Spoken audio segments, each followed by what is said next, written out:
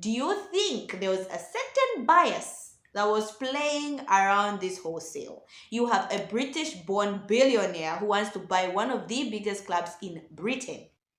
And then you have a guy from Qatar who wants to buy one of the biggest clubs in Britain or England, whichever one you want to say. Who do you think, honestly, was gonna get it? So hi guys, welcome back to my YouTube channel, Football with Priscilla. I'm Priscilla, obviously. So hi guys, welcome back to my YouTube channel. Now, if you're like me and you enjoy scrolling Twitter for football news, you will know that the Manchester United fan base is up in arms, and this is because of the news with regards to the sale. So let's talk about it. But before we get into the video for today, make sure you share, like, and subscribe. Make sure you share, like, and subscribe, and turn your notifications on to know when next I post the video. Ladies and gentlemen, the Manchester United fan base is up in arms because of what has happened. Now, I know, let's go back, okay? For me, I don't like jumping into a story, granted, because this whole Manchester United takeover sale has taken quite a long time. So most people would have forgotten. So I'll take us back, refresh us back with regards to what this whole Manchester United takeover sale is all about. So the first place we're going to start with is the Glazers. The first question you may ask is, who are the Glazers? Now, the Glazers are the owners of Manchester United. They took ownership of Manchester United from 2005 until currently they are the owners of Manchester United, okay? Under the Glazer family, granted, Manchester United has won 5 Premier League titles, 1 FA Cup, 4 League Cups, 1 Champions League, and Europa League. So one would say, but why do the people hate their owners if they've won so much? Where there's joy, there's also sadness, okay? Where there's positivity, there's negativity. In as much as the Manchester United has won these many trophies under the Glazer family ownership, there are also a lot of negativities. Now, if you're a Manchester United fan, you will know that there's a lot of negativities. Now, before the Glazer family took over Manchester United was not in debt. Now, Manchester United is currently in debt. The structures are not good. For people who actually go to the stadium, they complain about how Old Trafford isn't up to par. When you look at the other clubs, Old Trafford Stadium is not up to par. The structures are old. I mean, even Cristiano Ronaldo said that. So why would Cristiano lie, right? So apart from the structures and apart from the fact that the Glazers have actually put Manchester United in debt, so fans really don't like the fact that Manchester United is not even at the levels that its counterparts are at. That's Man City, Liverpool, Chelsea, etc. Anyone who's been watching football for the most period of time can see how Manchester United is not at that level. And we understand that if Manchester United want to get to the level where Man City is, Liverpool is, and where Arsenal is trying to get, where Newcastle is, Manchester United cannot do that if they are under the leadership of the Glazer family. That's not news to any Manchester United fan. That's reality. So that is why the fans hate the Glazer family. The other question that you would like to ask with regards to this whole Manchester United sale is, what about the takeover? Now, the Glazer family announced in 2022, I'm thinking that was in November, that they wanted to sell Manchester United, and this brought in 2 important bidders, who is Sheikh Jassim El Tahani.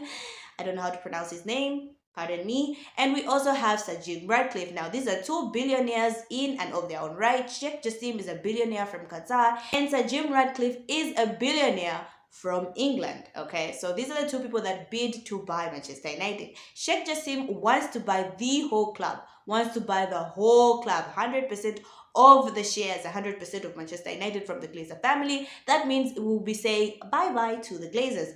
Sir Jim Ratcliffe, on the other hand, just wants to have 25% control of Manchester United. That means the Glazer family still have part control of Manchester United.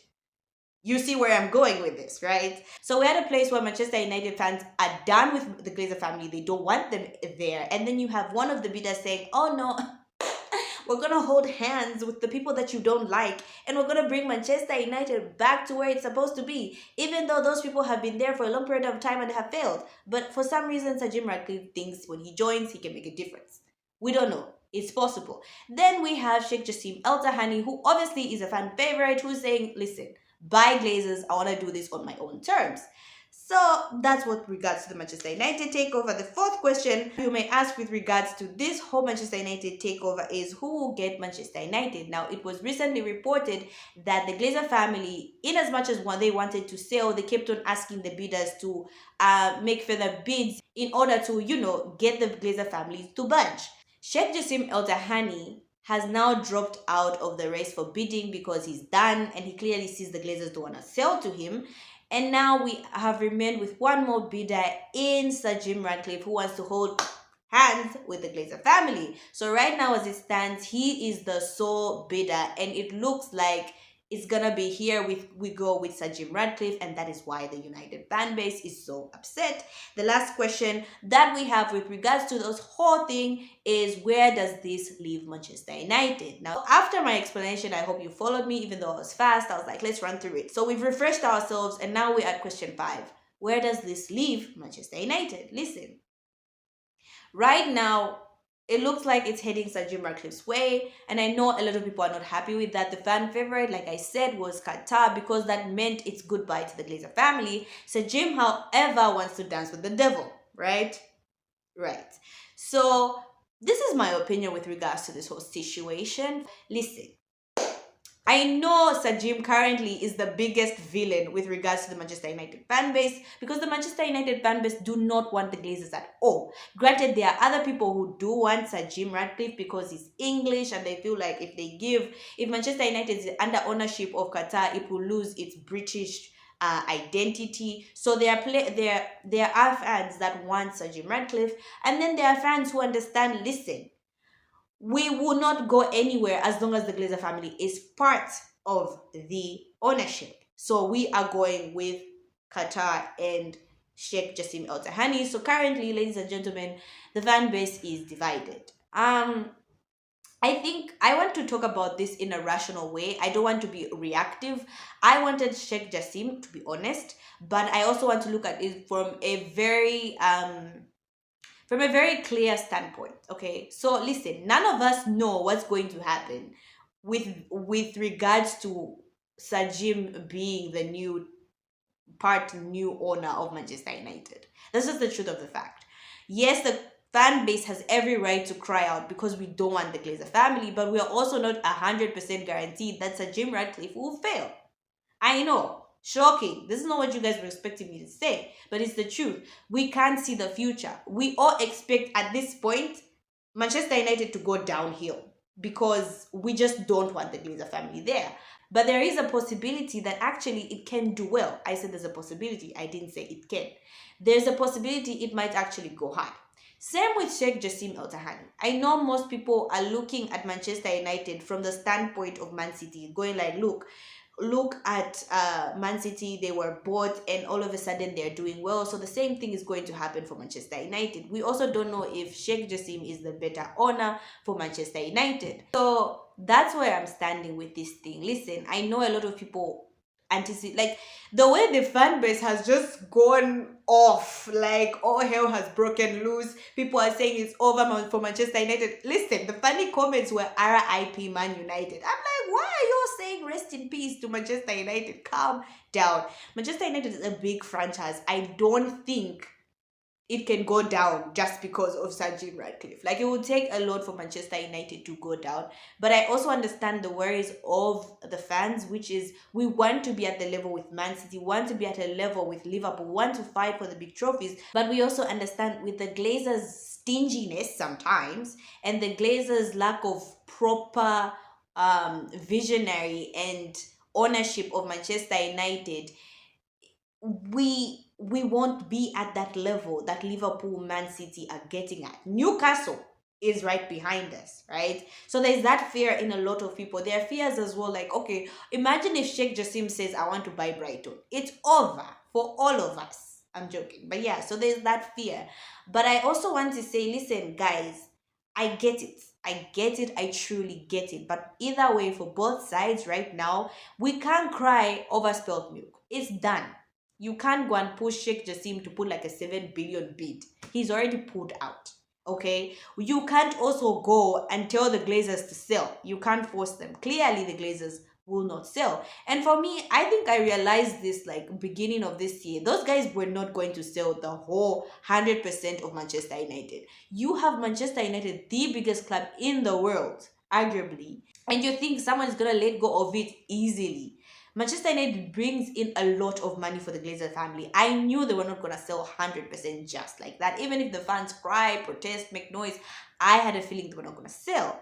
Do you think there was a certain bias that was playing around this wholesale? You have a British-born billionaire who wants to buy one of the biggest clubs in Britain. And then you have a guy from Qatar who wants to buy one of the biggest clubs in Britain or England, whichever one you want to say. Who do you think, honestly, was going to get it? Like, when, we were all excited about this thing, but when you actually thought about it, it was not going to make sense. Personally, maybe it's a conspiracy theory from my part, but I thought about it and I was like, it's very highly unlikely that England in itself would accept, like whoever the FA in England would be like, oh yes, more Qatar, more Saudi Arabia. Let them have the biggest club in the world. Did you guys honestly think that was going to happen? Like, if we sit down and reflect, did we think this was gonna happen? But anyway, ladies and gentlemen, there's no use crying over spilled milk. Like I said, we're not gonna force Sheikh Jassim to bid a higher bid. If he does, then wow. And then we're not gonna force the Glazers to sell, because clearly they're not gonna sell. Sir Jim Ratcliffe, who might be Manchester United's biggest villain at this point, we're also not gonna force him to buy 100% of Manchester United. Like, we don't have that much power. Now, I know people will say, oh, but fans have the power to protest and etc. Go ahead and protest. Listen, I have no problem with the fans protesting. I have no problem with the fans airing out their views. But for me, it's just like, I feel like the decision was made a long time ago. When Sir Jim Ratcliffe entered that race, when he said he wanted Manchester United, even the media coverage, like, you could see who the media wanted. Like, the bias was just there. So it's really sad that we have to go through this as Manchester United, and we always go through something in the international break. Listen, we don't know, and this is what I'll emphasize, we don't know what Manchester United will look like under Sir Jim. Maybe the guy knows what he's doing. And I know people will say, oh, but Priscilla, he's got a club in France, nice. And look at how it's going. We don't know if that's the same thing that will happen with Manchester United. Listen, at this point, we don't know what's going to happen, because we didn't know what was going to happen when the takeover was announced, or when the sale of Manchester United was announced. We didn't know. And here we are. So we can't cry over spilled milk, ladies and gentlemen. RIPs, Manchester United is gone. It's over. You can cry, etc. But the world will not stop moving. Manchester United will not stop moving as a club. It will be there. So all we have to do right now is sit back. Sir Jim has said that he wants to bring Manchester United to its glory days, etc. The villain, right now, he probably is the biggest villain. I think people right now are looking at Sir Jim like this guy. Like, a lot of people don't like him, but there's nothing we can do. So for me, that's my opinion, ladies and gentlemen. Let's see what Sir Jim has to offer, because honestly, crying about it, writing tweets about it won't change anything, unfortunately. And that's the blatant truth. So yeah. So those are my thoughts with regards to the Sir Jim, Manchester United, Glazer, and Sheikh Jassim sale. So you guys do let me in the comment section. What do you think? Do you think Sir Jim Ratcliffe can change Manchester United for the best, or we should start preparing ourselves for the worst?